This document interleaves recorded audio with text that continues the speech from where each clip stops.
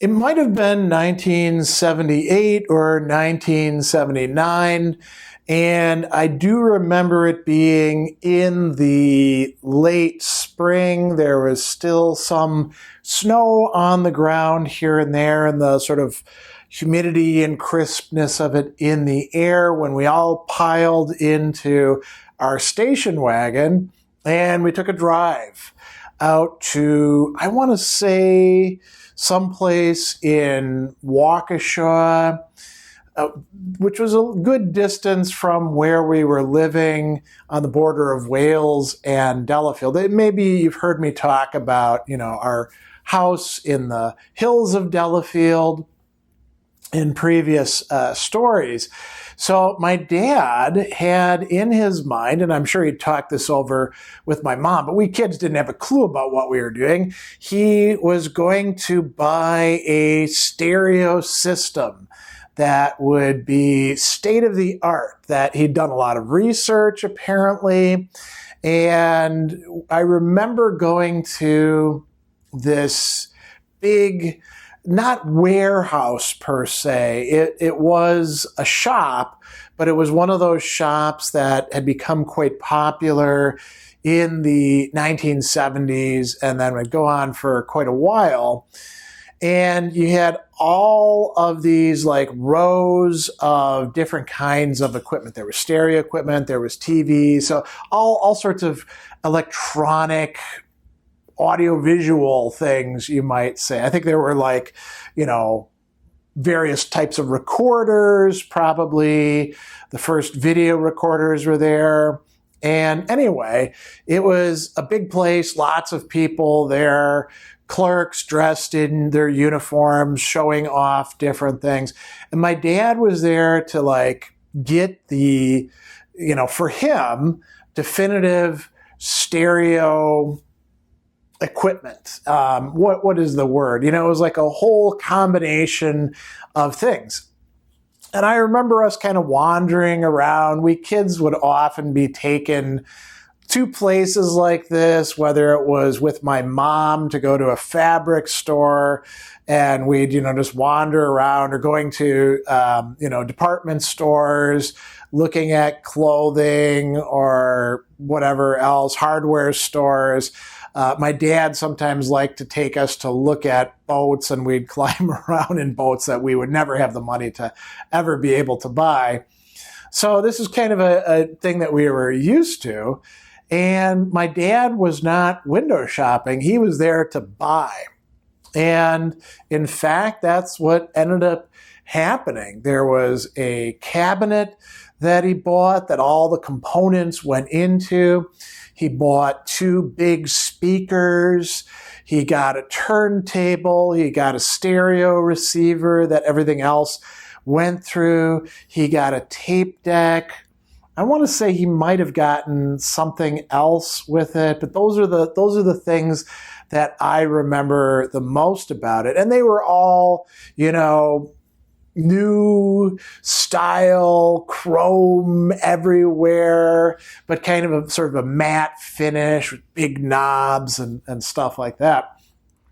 And so it filled up the back of the station wagon. And back then, station wagons were quite huge. I mean, the station wagon that we had, a front bench seat, a middle bench seat, and then a way back area it was big enough that a kid could lay down in it. It also had its own seat that would pop up in the back. So anyway, we get home, probably have to drive around, half an hour, 45 minutes to get back home. We might have stopped for something to eat. I don't know. I mean, it was so long ago. And then I do remember like helping my mom and dad carrying these boxes of stuff in, and my dad being like, be very, very careful with this. This is delicate equipment. And then all of it went into our living room. So the house that we had was a 2-story. So the top story was all like, there was a bathroom, and then it was all like, living rooms, me, my sister's room, my mom and dad's room, what became my grandpa's room, which was originally Dad's den. a bathroom in the middle.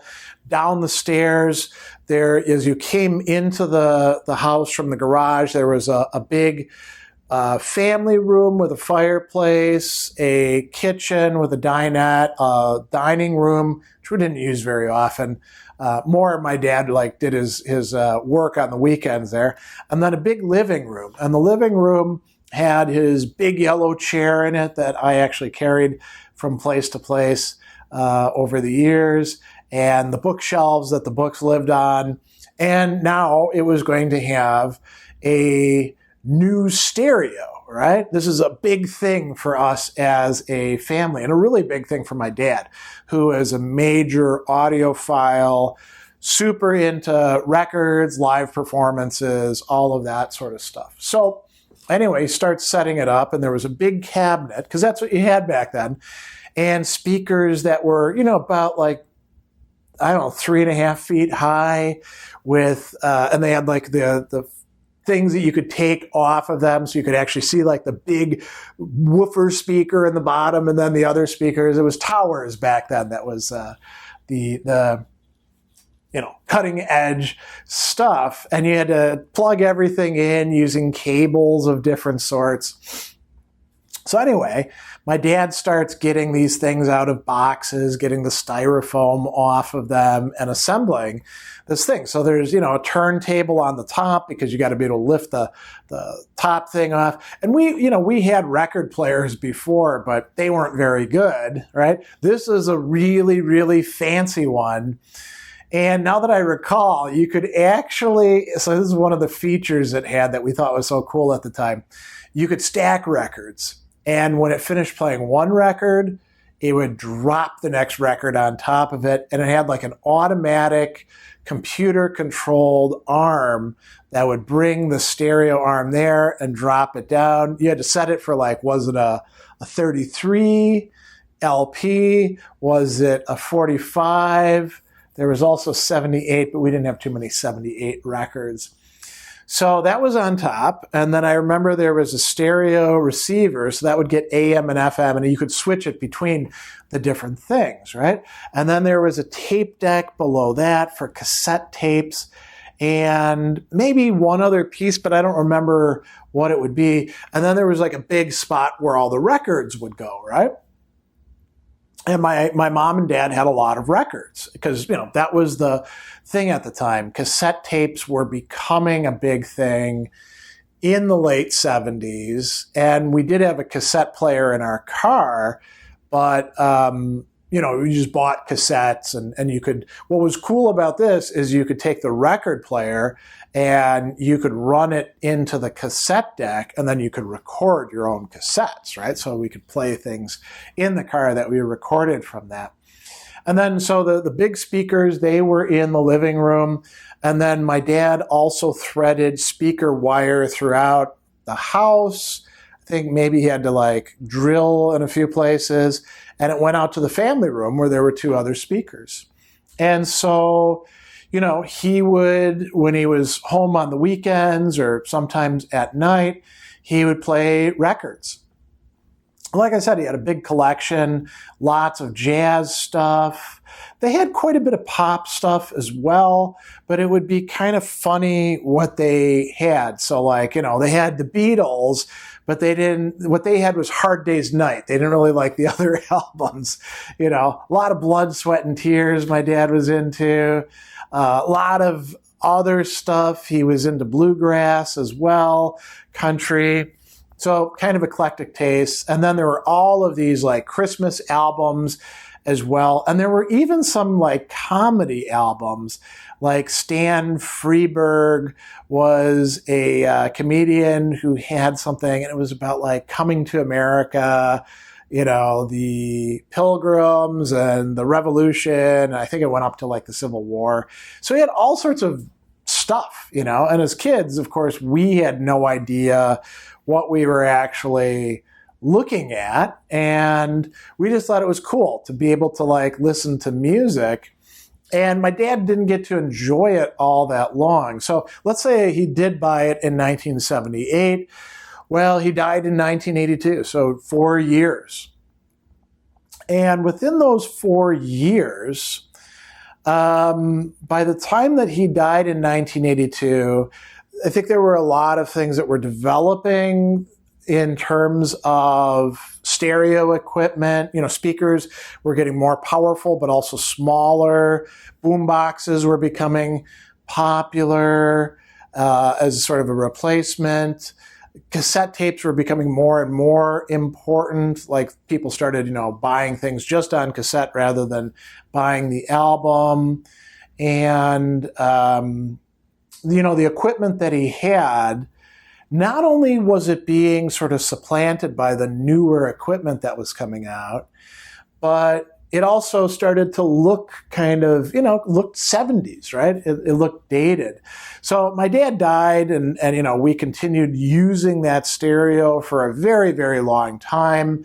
Really the entire time that we lived there up to 1987 on Glacier Pass.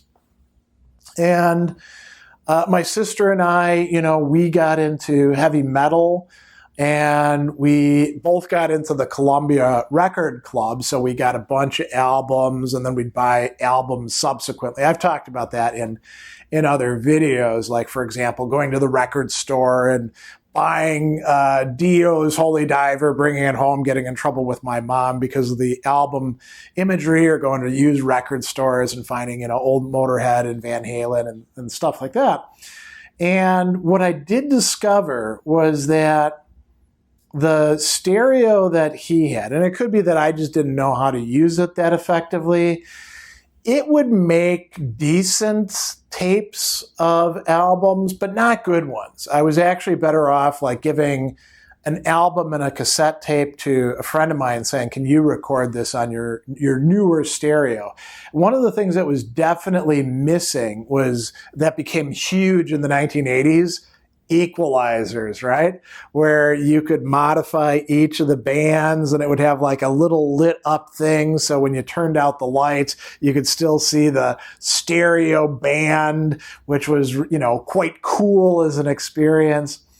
So, we used it. We listened to albums, that summer of 84, I got a ton of records, Rats, Out of the Cellar, Iron Maiden's Peace of Mind, Number of the Beast, Judas Priest, Defenders of the Faith, bunch of other ones, Ozzy Osbourne's Bark at the Moon. And, we'd play it on there and listen to it through the house. My mom wasn't super into us doing that, but, she was gone a good part of the day sometimes because after my dad died, she actually worked quite a bit.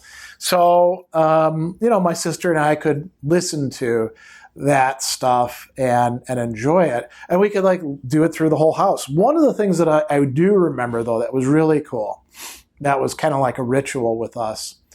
And then we did this when my dad was alive, and so he was able to enjoy it. Every Christmas, we had, like many people do, we had a number of traditions, rituals, whatever you want to call them.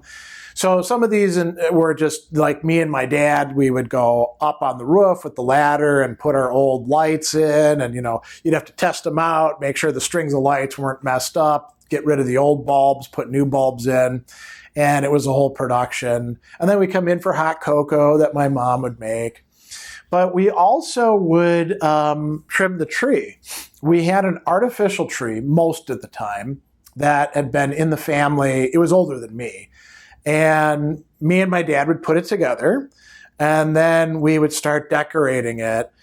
First the lights go on, then garland, then ornaments, and they were really like, these ornaments got to go in this way, and there'd be new ornaments that we kids would have made in Cub Scouts or Girl Scouts or school or something like that, and we'd have Christmas music on. Because my mom and dad probably had 20 Christmas albums.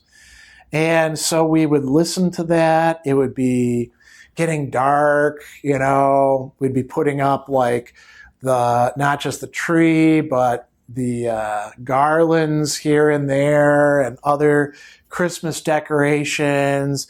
And it was a thing that we did every year. And I remember we would listen to those songs, and then we would listen to them throughout the time. And after my dad died, that was something that we still did as a family. Of course, we really missed him, but it was a way in which we could kind of, I don't know, reconnect, remember what it was like.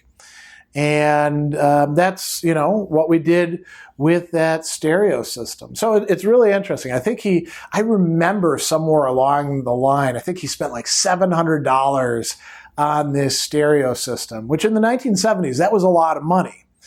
And, if he had bought it, I don't know, 5 years later, which of course he couldn't have because he died, he could have gotten a much more powerful stereo for $500. Things started just going down in price when it came to electronics. But it was kind of his pride and joy. And he loved explaining how these things work to us kids. It wasn't like hands off. He just wanted to make sure that we knew exactly what we were doing so we didn't, break anything or mess it up. But he was very much about, I'm going to show you how to do this so that, you will be able to do it on your own. So kind of a cool story, for me to think about. Hopefully you've enjoyed it as well, from a time long, long past when I and my sister were kids, when my mom and dad were young parents, and when big stereo systems were kind of the rage. So there you have it.